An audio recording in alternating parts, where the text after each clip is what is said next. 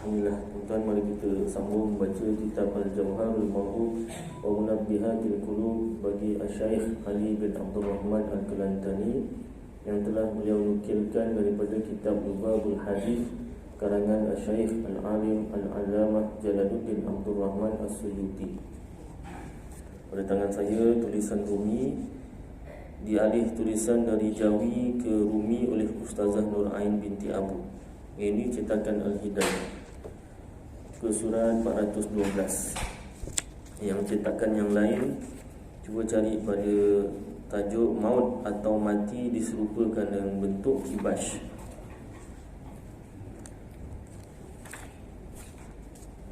Kemudian 1, 2, 3 muka surat selepas subtopik tu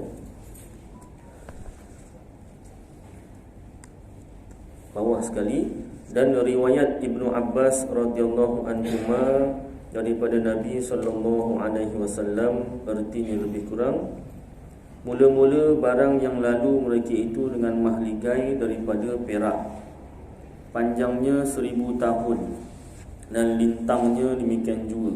Lintang lebarlah 1000 tahun juga. Maka lalu mereka itu atasnya terlebih segera daripada sekejap ataupun sekelip mata. Kemudian nyata bagi mereka itu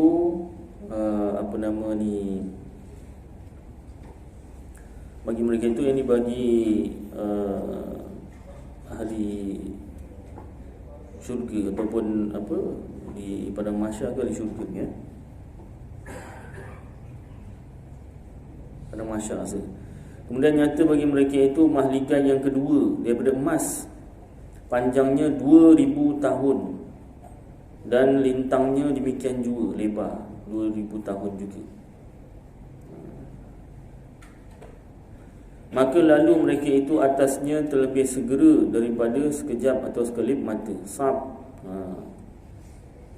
Dia lalu je macam iklan je Kemudian nyata bagi mereka itu mahligai yang ketiga daripada zamrud yang hijau, panjangnya 3000 tahun dan lintangnya demikian juga, lebarnya. Maka lalu mereka itu atasnya terlebih segera daripada sekejap atau sekelip mata.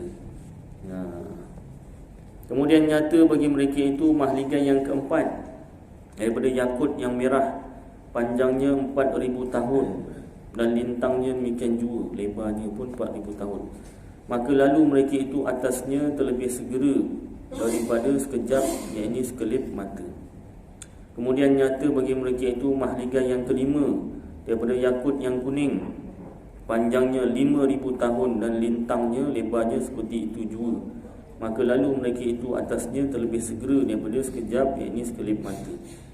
Kemudian nyata bagi mereka itu mahligai yang keenam, panjangnya 6000 tahun dan lintangnya lebarnya demikian juga. Maka lalu mereka itu atasnya terlebih segera daripada sekejap, iaitu sekelip mata. Ini kisah benar tuan ya.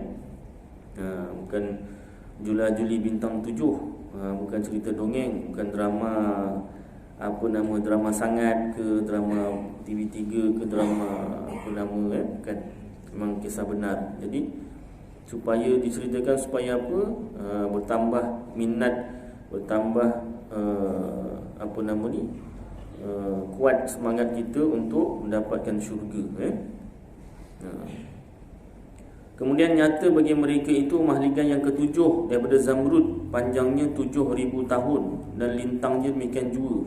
Ini bukan 60 kali 70 70 kali 20 kan. Ini 7000 tahun, lebarnya pun sama, dia segi empat sama punya besar tu mahligai. Ini kat dunia nak beli rumah 70-20 aja tak mampu. Macam saya lah, tuan-tuan mungkin mampu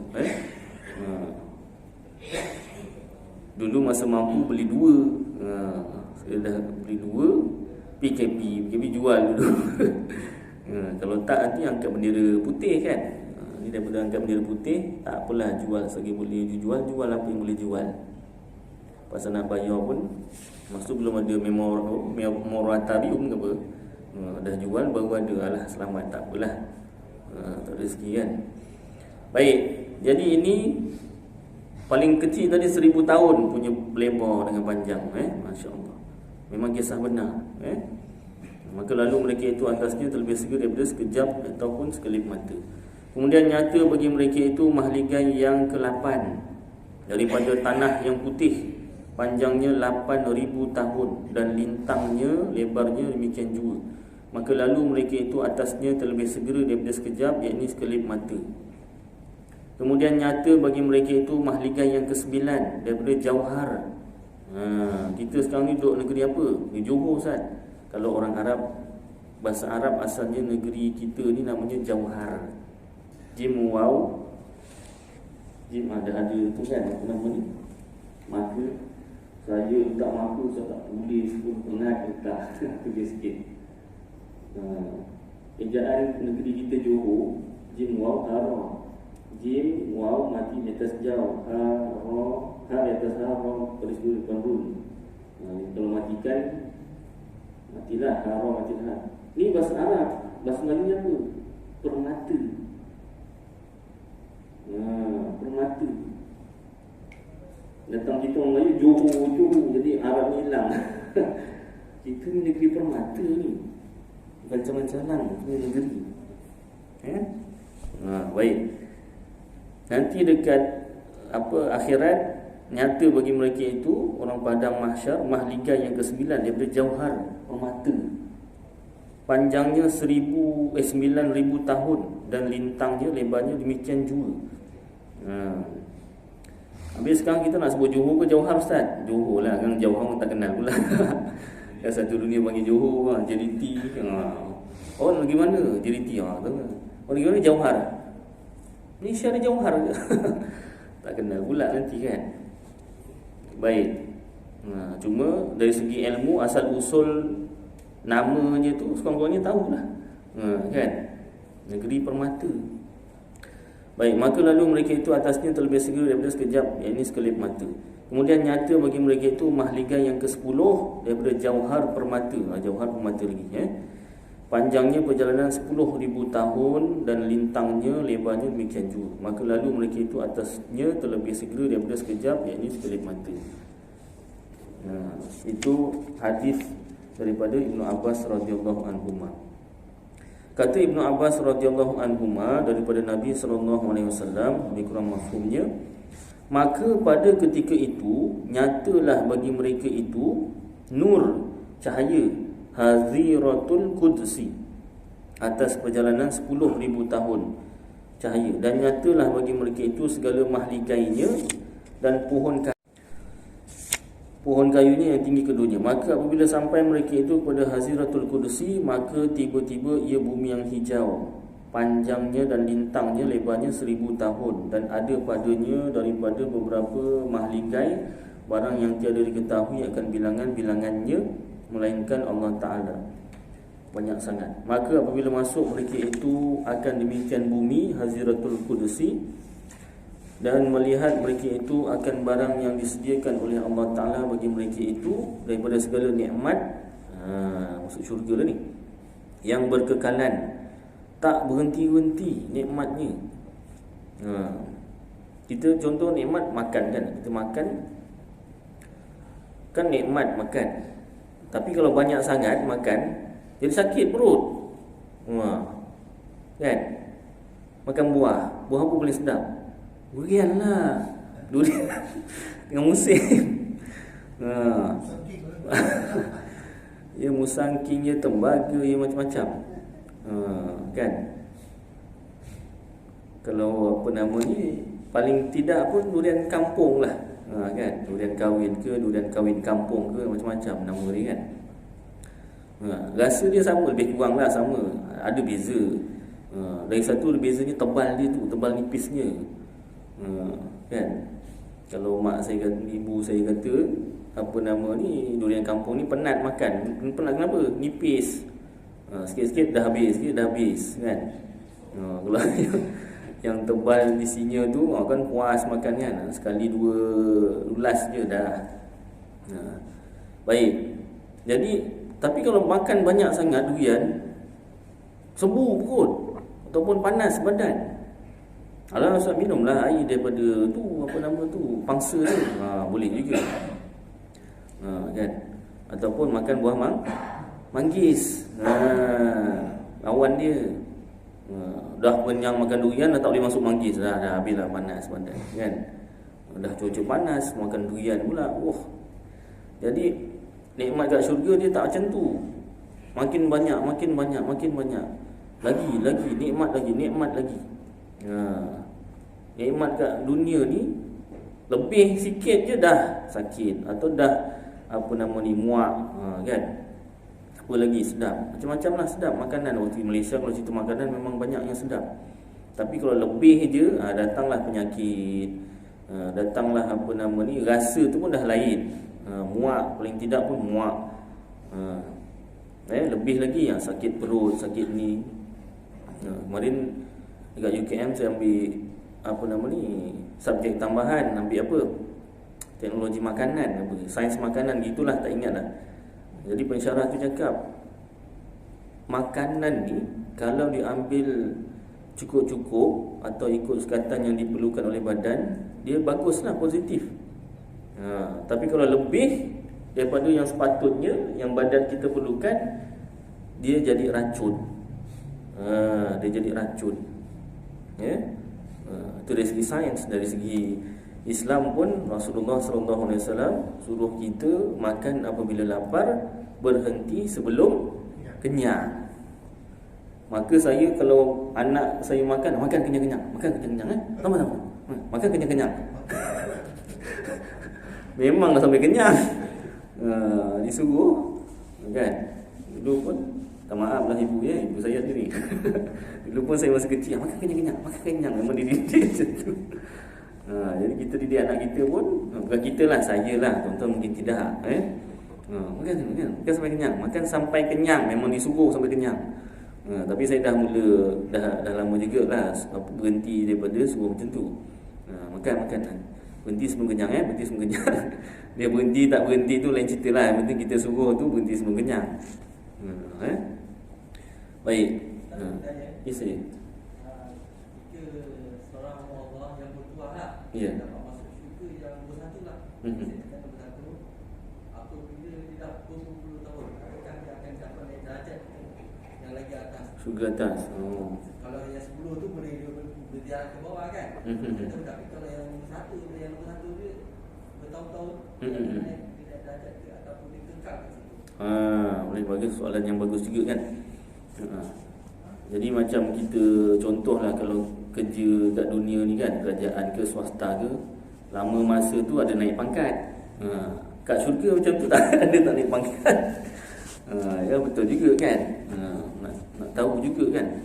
Jadi setakat yang saya tahu, setakat ni tak adalah maklumat kalau dah masuk syurga tertentu akan naik pula darjat syurga yang level lebih atas. Yang saya dapat maklumat setakat ni, kalau kita ni dah dapat syurga sekian-sekian, itulah sampai bila-bila. Jadi maknanya ahli syurga pun ada penyesalan juga, bukan menyesal masuk syurga, tapi sebab dia punya makam syurga dia tak setinggi makam syurga orang yang lebih tinggi makamnya.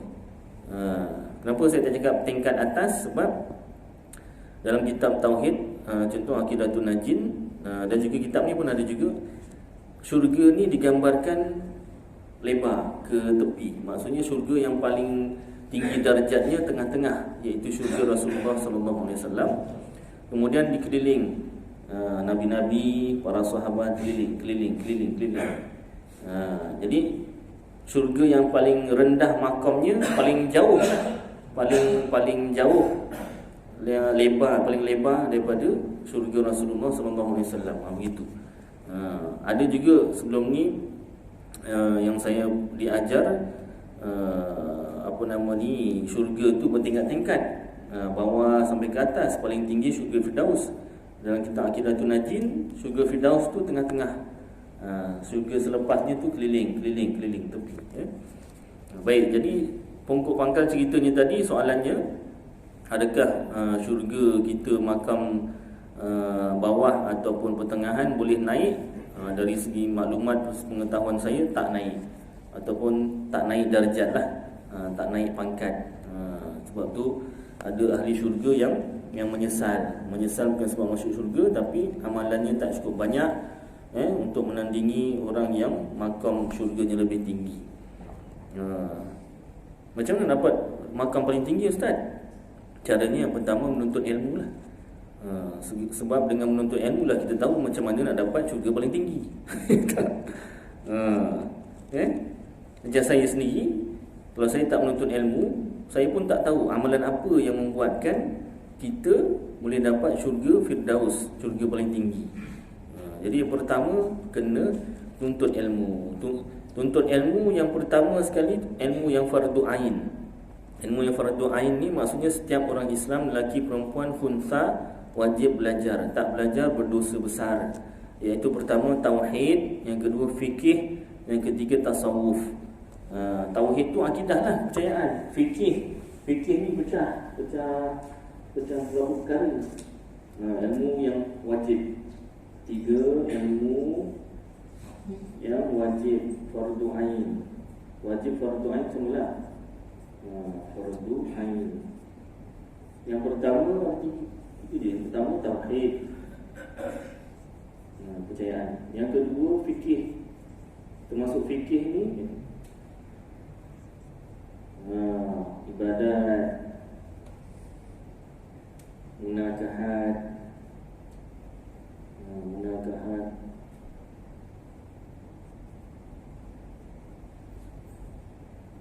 lagi muamalat, lagi jinayat. Kisah bukan jinayat. Kisah tu satu blok dari jinayat. Ibadat, nakahat, muamalat, jinayat, faraid. Ini cabang-cabang ilmu fikih lah. Ibadat, cara kita beribadat Allah Ta'ala, solat, puasa, zakat, haji. Nakahat, hubungan suami isteri, kahwin, nikah, cerai. Muamalat, hubungan sesama manusia, jual beli, sewa, dan sebagainya lah, berkaitan dengan jual beli juga lah. Jinayat, perkara-perkara yang berkaitan dengan pembunuhan, selain pembunuhan, mencederakan orang pun ada bab jenayat. Kalau kita mencederakan orang, contohnya patah gigi, apa diatnya? Diatnya denda. Bertumbuk, kan? Kan? Itu ada diatnya. Tak dibayar, dekat neraka juga. Dekat akhirat dia tuntut lah. Kita jangan mentang-mentang badan tough, kan? Six pack. Benda budak ni macam saya, macam ustaz kecil kurus saja kan. Gitu. Tunjang kepala kan. Tunjang kepala tak apa. Tunggu. Tak sekolah saja dia. Badan tough kan. Dia tingkatan 5, budak tu tingkatan 2. Salah faham. Dia memang ni panas badan, ni tak pasal salah faham apa tunggu ni dah. Saya baik tak kes polis. Saya baik maaf pak yang budak tu tunggu tu. Okey kan, tak nak kes polis. Tapi kena amaran lah. Baik, jenayat. Kadang itu gaduh. Bawa motor, bawa kereta, bawa basikal, terlanggar orang, hati-hati. Hati-hati. Kalau orang tu kita terlanggar sampai mati, itu dah kira masuk apa tu? Itu masuk membunuh tanpa niat. Misal saya bukan bawa pistol. Iya, bunuh tak mesti pakai pistol. Yang namanya bunuh tak mesti pakai pistol, pisau apa, tak payah pisau apa. Benda-benda yang bukan alat membunuh pun kadang-kadang boleh terbunuh. Contoh senang mudah yang selalu berlaku lah, setiap hari berlaku, kemalangan motor, kereta. Kita terlanggar orang. Itu kalau bunuh, apa terbunuh orang yang terlanggar meninggal dunia. Yang menjadi lah dengan kita nak orang lain Kalau seseorang terlanggar orang lain mati, ada dia denda ni apa? Kalau dimaafkan keluarganya, bayar denda. Kalau tak dimaafkan, ya tak? Ada dia punya, saya pun lupa. Kalau terlanggar patah tangan orang tu, patah kaki orang tu, ada diatnya. Dendanya banyak. Baik. Kalau dengar ada insurans Ustaz, itu dia yang bayar sendiri. Insurans tu insurans tu dia bayar bulan-bulan. Memang duit dia campur dengan duit orang lain yang bayar insurans tu. Awak yang langgar, awak sendiri tu bayar. Sebab hati-hati. Hati-hati. Alah, ini apa 110 ni undang-undang manusia. Ya, manusia, tapi ada berkaitan dengan jenayah ni untuk hukum Allah Ta'ala. Lebih 110 memang kena speed trap aja. Tapi kalau lebih 120, lebih 110 kenapa 110? Itu tahap yang boleh kawal kenderaan. Tiba-tiba kalau berlaku emergency. Lebih daripada tu, kebarangkalian untuk mengawal kenderaan tu susah. Jadi apa nama ni, kalau terlanggar ni dah panjang kita ni kan. Kemudian faraid, pembahagian harta pusaka. Kita tahu juga. Baik, yang ketiga, lepas ketiga, ilmu tasawuf. Tasawufnya apa termasuklah akhlak adab ya. Dengan ibu bapa, dengan apa nama ni, rakan-rakan, dengan orang lain ya.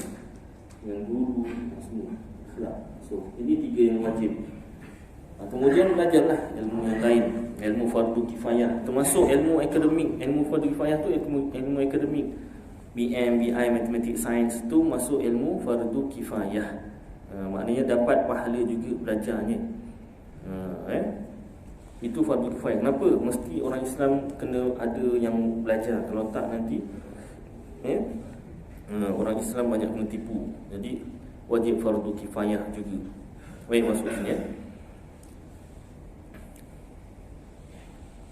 Jadi untuk berjaya di akhirat nanti, yang pertama menuntut ilmu, yang kedua kita banyakkanlah amalan berdasarkan apa yang kita dah belajar ya. Baik, sambung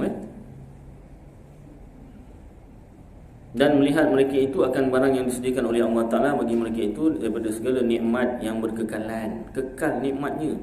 Dan keramatnya apa? Karamah. Karamah tu apa? Perkataan sebelah dia tu, kemuliaan. Kitab ni dia selepas bahasa Arabnya terus diterjemahkan bahasa Melayunya. Dan keramat ataupun karamah, kemuliaan pada demikian bumi itu, maka suka mereka itu dan manis muka mereka itu pada hadrat Tuhan Rabbul Alamin. Hadrat tu apa? Yang saya lupa dah apa dia. Hadrat yang mulia ke apa? Tuhan Rabbul Alamin Hadrat bahasa Arab. Dan sabda Nabi SAW lebih kurang mafhumnya, maka apabila sampai mereka itu kepada Haziratul Qudusi, mendapat tiap-tiap seorang daripada mereka itu akan namanya tersurat, tertulis atas mahligainya. Nama aku ni kan? Nama aku ni atas mahligai, ada nama masing-masing. Kemudian turun mereka itu daripada kudanya dan unta dan menilik mereka itu, melihat mereka itu kepada barang yang disediakan bagi mereka itu daripada nikmat yang berkekalan. Apa ada dalam ni? Tengoklah. Excited kan. Kemudian keluar mereka itu daripada bumi itu kepada bumi yang lain, terlebih luas daripada demikian bumi itu. Dan duduk mereka itu atas beberapa kursi dan beberapa mimbar, dan segala pohon kayu di atas mereka itu, batang pohon kayu itu emas, dan segala daunnya pakaian tiap-tiap pohon kayu itu seumpama panji-panji, bendera-bendera. Antara tiap-tiap dua saf daripada pohon kayu itu 70,000 mahligai. Pada tiap-tiap satu mahligai itu 70,000 sarir, yang ini katil daripada emas. Panjang setiap-tiap sarir, yang ini katil itu 300 hasta. Bukan kecil-kecil punya katil ni, bukan macam Slumberland, apa lagi, Timberland, apa land semua ni. 300 hasta. Satu hasta begini, 300 hasta ukur lah. Panjang Ustaz. Kita pun, ahli syurga pun besar masa tu Maka apabila berkehendak hamba yang mukmin beriman bahawa naik ke atas sarir yang katil daripadanya, rendah ia. Masa nak naik tu direndahkan diri, katil tu merendahkan diri, hingga tinggal umpama satu hasta. maka apabila duduk atasnya kembali ia kepada asalnya, patah balik tempat yang dahulu. Dan apabila berkehendak berjalan dengan dia, berjalan dia. Naik katil jalan. Dan apabila ia ingin hendak terbang dengan dia, terbang ia. Tak bukan pakai apa nama ni, apa nama Aladin pakai apa tu? Tikar terbang, katil terbang. Kalau kat dunia tak muat, susah kan. Sikit langgar ni kan. Ini besar syurga. Terbang ia antara segala pohon kayu. Dan apabila hendak makan daripada buah-buahan, mengambil daripadanya barang sekehendaknya. Makan buah-buahan. Saya nak durian lah kat syurga. Apa pula tak boleh? Adalah durian, nak durian. Awak nak apa aja dapat. Takkan durian tak dapat. Ustaz, saya kat dunia ni tak mampu Ustaz beli durian lah, mahal dah buah-buahan kayangan dah sekarang. Tak apa. Usaha masuk syurga. Minta lah durian apa yang awak nak kat dunia kemarin. Tembaga, apa musang king, apa king lagi, segala macam king, IOI, apa-apalah sekali lah. Kan syurga.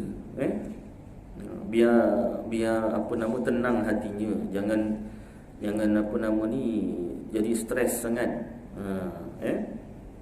Sebab ni kisah benar ni, bukannya ustaz ni nak sedapkan hati. Tak. Ini sabda Rasulullah sallallahu alaihi wasallam. Dan sungguhnya datang pada khabar bahawasanya atas tiap-tiap sarir, yakni katil itu 70 hamparan dan beberapa bantal daripada sutera, sundus nama sutranya, dan istabrak, keliling tiap-tiap sarir katil itu 70 khadam. Pada tangan tiap-tiap khadam itu satu qadah, yakni mangkuk daripada emas. Pada tiap-tiap qadah, yakni mangkuk itu 70 warna daripada minuman. Kita pergi bazar Ramadan macam-macam warna minuman kan. Ada sampai 70? Tak ada. Itu pun kalau minum semua tu minuman berwarna tu, pening kepala kan. Tak boleh terawih, kata abang kita kan. Mungkin dia dah ada pengalaman, terminum terlebih warna, 2-3 warna lah. Boleh tak larat. Pasal minumnya tengah haus, habis satu cawan besar, satu plastik. Dekat syurga 70 warna daripada minuman. Warna pensel warna pun tak sampai 70 kita. Kan? Tak terbayang. Tapi dekat syurga tak ada apa nama ni, tak ada payah, tak ada rasa tentuara, rasa tak ada. Memang sedap semua. Dan bagi tiap-tiap seorang wali itu 70 anak bidadari. Dan atas tiap-tiap seorang anak bidadari itu 70 pakaian. Baju dia bukan selai, 70 helai. Mengambil kesukaanlah wali Allah dengan tiap-tiap yang dikehendak daripada mereka itu. Baik.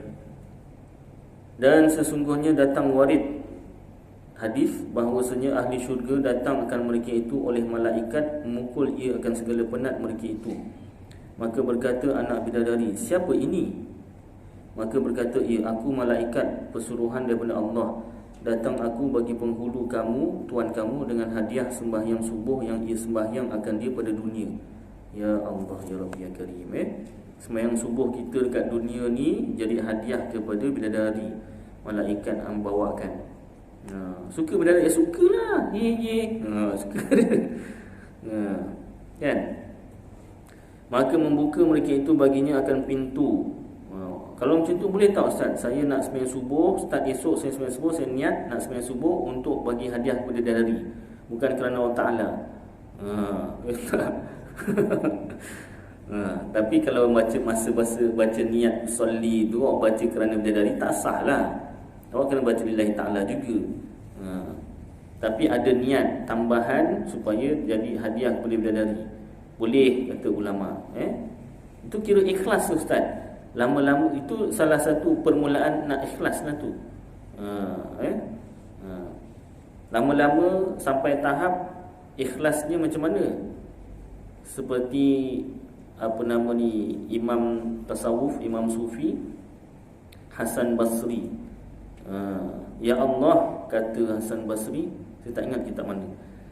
Ya Allah, kalau keredaan engkau kalaulah keredaan kau tu aku masuk neraka, maksudnya aku nak dapat redha kau tu, syaratnya ialah aku masuk neraka, aku rela. Itu tahap ikhlas sampai macam tu. Ya tak? Kalaulah keredaan kau itu terletak pada aku ni masuk neraka, aku rela. Ya tak? Sampai tahap macam tu betul-betul nakkan keredaan Allah semata-mata. Saya belum sampai tahap macam itulah. Ya Allah, mudah-mudahan redha kau tu aku masuk syurga lah. Kita tahulah kan tahap kita, maksudnya keikhlasan kita tu kan semata-mata kerana Allah tu. Doalah mudah-mudahan sampai tahap itu. Baik, jadi boleh dibenarkan, kata ulama kata boleh kita buat kebaikan dengan niat nak dapat pahala daripada Allah Ta'ala, boleh dibenarkan. Macam juga istiqamah ni berterusan. Nak dapat istiqamah tu mula-mula kena apa? Kena paksa diri. Apa kau paksa diri? Kita nak kena ikhlas. Kau paksa diri. Kita tak nak paksa-paksa. Itu permulaan nak istiqamah, nak ikhlas, nak berterusan. Kena paksa diri. Lama-lama datanglah istiqamah tu, datanglah keikhlasan. Mula-mula memang kena paksa.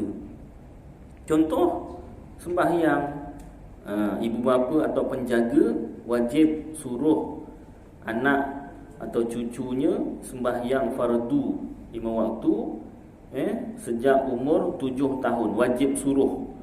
Dia tu tak wajib sembahyang lagi, budak tu.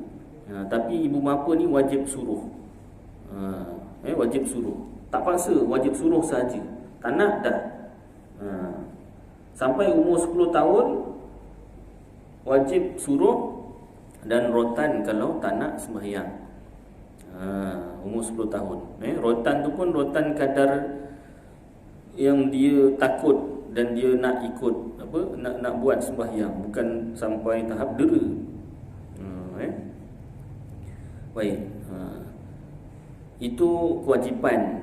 Lagi baik kalau kita beritahu dia kelebihan-kelebihan sembahyang. Jadi kuranglah rasa dipaksa tu.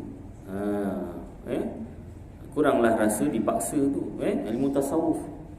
Beritahu kelebihan mengerjakan sembahyang fardu 5 waktu. Murah rezeki. Lagi apa? Seperti mandi 5 kali sehari. Maknanya bersih badan tu kan. Kalau mandi 5 kali sehari kan bersih badan. Begitu juga sembahyang. Kita sembahyang 5 waktu, bersih daripada segala dosa, segala yang negatif lah, yang buruk-buruk. Macam-macam lagi lah. Kita jaga sembahyang kan jaga kita. Beritahu kelebihan sembahyang. Tak tahu Ustaz, kitab ni ada kelebihan sembahyang. Kitab apa, Jauharul Ma'ruf, Nabihatul Qulub. Baca je lah. Tak tahu baca Ustaz? Tak tahu baca, buka YouTube saya. Tak tahu baca, YouTube boleh buka pula. Buka YouTube saya, ada sebut kelebihan sembahyang. Carilah. Baik. Sambung maka membuka mereka itu baginya akan pintu. Itu tadi sembahyang subuh maka membuka mereka itu bagi akan pintu. Maka masuk malaikat berkata, ya Assalamualaikum, Tuhan kamu memberi salam akan kamu dan berfirman ia bagi kamu, sesungguhnya adalah kamu pada dunia kamu angkatkan sembahyang subuh, maka aku terimakan dia dan tiada aku tolak. Maka bagi kamu balasannya inilah hadiah sembahyang subuh. Maka menghantarkan malaikat akan maidah hidangan daripada emas. Atas maidah itu 70 pinggan, 10 daripada perak, 10 daripada emas, 10 daripada yakut, 10 daripada zabarjad, 10 daripada marjan, 10 daripada mutiara, 10 daripada akik. Dan pada tiap-tiap batu akik kan, dan pada tiap-tiap satu pinggan itu 70 warna daripada makanan. Tadi apa, air 70 warna, ni makanan 70 warna. Ini bukan pewarna makanan. Ini makanan bukan pewarna punya ni, memang makanan ni original, 70 warna. daripada makanan yang berlain-lainan, tiada menyerupai satu warna akan yang lainnya dan tiada bercampur dengan dia. Dan ada atasnya roti yang terlebih putih daripada laban, yakni susu, dan terlebih manis daripada air madu. Tiada menyentuh akan dia tangan seseorang, tetapi jadi ia dengan kudrat Tuhan yang berfirman ia bagi suatu kun fayakun. Jadi sebut pasal kun fayakun dalam kitab tafsir. Makna kun fayakun tu apa? Kun jadilah, fa maka, yakun jadilah ia. Jadi dalam surah Yasin ada ayat ini, apabila Allah Ta'ala nak jadikan sesuatu, maka Allah Ta'ala berkata kun fayakun. Kun, Allah Ta'ala berkata kun fayakun, maka jadilah ia. Makna sebenar ayat tersebut saya pernah terangkan sini kan, ulang kaji lagi ya. Bukanlah Allah Ta'ala sebut perkataan kun, kaf nun mati di depan kun, tidak. Maknanya Allah Ta'ala nak jadikan sesuatu senang, mudah. Seolah-olah kalau manusia nak jadikan sesuatu, dia sebut sahaja. Dia sebut sahaja. Contohnya, saya ataupun beta nak bina jambatan emas dari Istana Melaka ke Gunung Ledang. Jadi bukan dia buat, orang lain yang buat, kan? Cuma itu pun tak semua. Tapi nak cerita mudahnya manusia. Kalau nak cerita seorang manusia tu memang hidupnya senang, dia nak apa cakap je. Jadi Al-Quran tu kan diturunkan kepada manusia dan jin. Jadi manusia dan jin ni nak cerita senangnya manusia dan jin, cakap je dapat. Jadi nak cerita pada manusia, Allah Ta'ala nak jadikan sesuatu tu mudah, senang. Seolah-olah Allah Ta'ala sebut kun, jadilah, maka jadilah benda tu. Bukan makna sebenar memang Allah Ta'ala sebut kun, tidak. Nak cerita betapa mudahnya, betapa senangnya Allah Ta'ala jadikan sesuatu. Bukan sebenar-benarnya Allah Ta'ala sebut kun. Kalau memang Allah Ta'ala nak jadikan sesuatu sebut kun, dalam satu saat ni, pukul berapa ni, 8.19 ni, dalam 1 minit lah. Senang cerita kan. Dalam 1 minit ni, 2/6/2023 ni, 8.20 dah. Berapa banyak yang Allah Ta'ala jadikan. Tak payahkan dekat luar bumi, dekat bumi ni je lah. Tak payahkan kat bumi lah. Dekat Malaysia, tak payahkan Malaysia. Johor, tak payahkan Johor lah. Ni dalam masjid ni je. Yang bercakap lain, yang dengar lain. Yang bercakap saya lah. Yang dengar lain, yang tengok lain, kan? Yang bercakaplah hati lain. Yang membaca lain. Jadi takkanlah dalam satu masa, dalam 1 minit ni Allah Ta'ala menyebut kun. Berapa banyak nak disebut kun tu. Maknanya itu 1 minit kan banyak kan? 1 saat banyak tak? Dalam satu dunia lah, 1 saat ni berapa banyak kejadian yang Allah Ta'ala jadikan. Kan semua perkara Allah Ta'ala yang jadikan. Jadi takkan dalam 1 saat tu Allah Ta'ala sebut kun banyak-banyak. Dan kita pun belajar sifat kalam Allah, kata-kata Allah. Allah Ta'ala berkata-kata, tak ada mula, tak ada akhir. Yang namanya kun ni, kaf nun mati di depan kun, ada mula kaf. Mulanya apa? Senyap. Lepas tu baru kaf.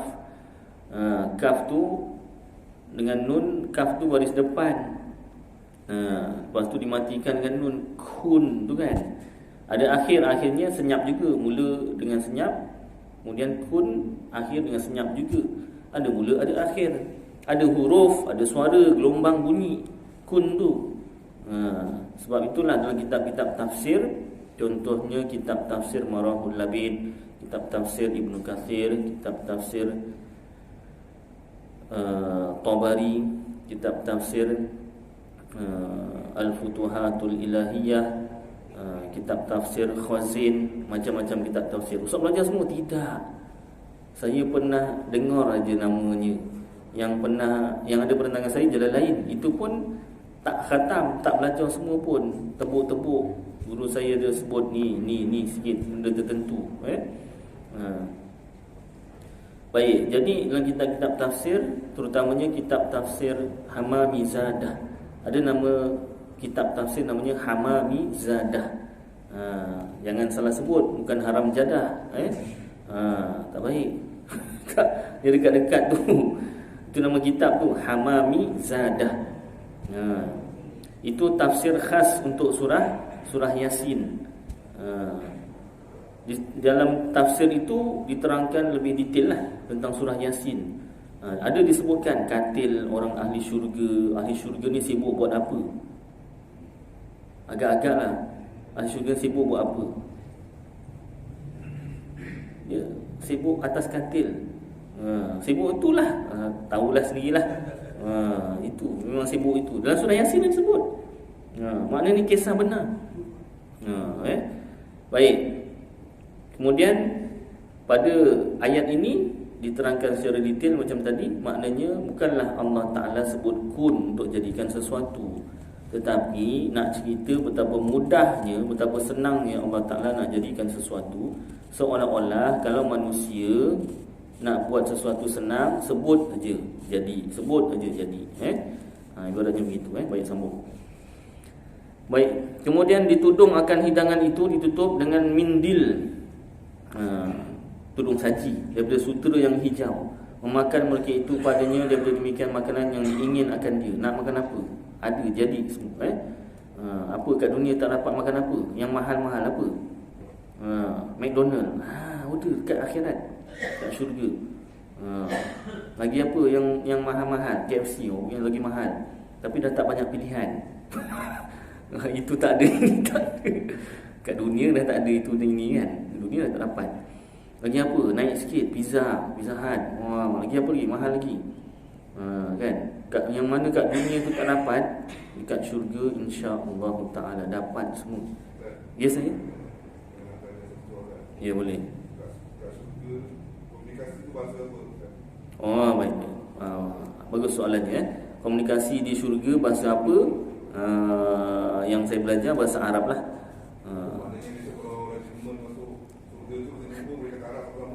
Betul. Ada juga orang tanya, Allah Ustaz, saya tak pandai Arab, macam mana cakap? Dia nak cakap menjadari ni kalau dia memang automatik tahulah. Yang risau. Yang penting sekarang ni, kalau saya nak belajar bahasa Arab kat dunia, boleh tak? Lagi bagus. Itu bahasa agama Islam. Kan? Lagi bagus. Kenapa Ustaz tak belajar? Saya belajar, cuma tak mendapat seperti mana orang lain yang mendapat lah. Kan? Dalam kelas, bukan semua orang belajar tu dapat semua kan. Baik. Jadi bahasa syurga, bahasa Arab. Cuma automatik lah siapa yang masuk syurga pandailah bahasa Arab. Jangan risau. Maka mendapat mereka itu pada tiap-tiap suap akan lazat yang terlebih manis daripada yang dahulu. Dia suap kali pertama sedap, suap kali kedua tu lagi sedap daripada suap yang pertama. Kita ni suap pertama, kedua mungkin sedap lagi. Dah berapa suap agak-agak dalam belas-belas suap dah muak dah. Dah muak. Kat syurga tak ada muak. Dan bahawasanya seorang lelaki daripada ahli syurga mendapat ia pada tiap-tiap suap barang yang dicitanya pada negeri dunia. Apa yang dia nak kat dunia semua dapat kat akhirat. Jadi insya-Allah tuan-tuan yang masuk Isyak, cukuplah kadang ni berperkara kisah-kisah benar tentang nikmat-nikmat syurga. Bukan cerita dongeng. Jadi mudah-mudahan apa yang kita dengar dan baca jadi manfaat untuk saya dan tuan-tuan, dapat kita amalkan dan sampaikan. Kita berazam untuk masuk syurga insya-Allah. Aku qouli hadza wa astaghfirullahal azim li wa lakum wa lisairil muslimin wal muslimat wal mu'minin wal mu'minat fastaghfiruh wa ya fawzal mustaghfirin wa ya najatat taibin. Wa sallallahu tabaraka wa ta'ala ala khairi khalqi sayyidina maulana Muhammad wa ala alihi wa sahbihi wa baraka wa sallam. Subhana rabbika rabbil izzati amma yasifun wa salamun alal mursalin walhamdulillahi rabbil alamin. Taqabbalallahu minkum. Mari kita baca selawat Ibrahimiyah sama-sama. Allahumma salli ala Muhammad wa ala ali Muhammad kama sallaita ala Ibrahim wa ala ali على محمد وعلى آل محمد كما باركت على إبراهيم وعلى آل إبراهيم في العالمين إنك حميد مجيد. والسلام عليكم ورحمة الله.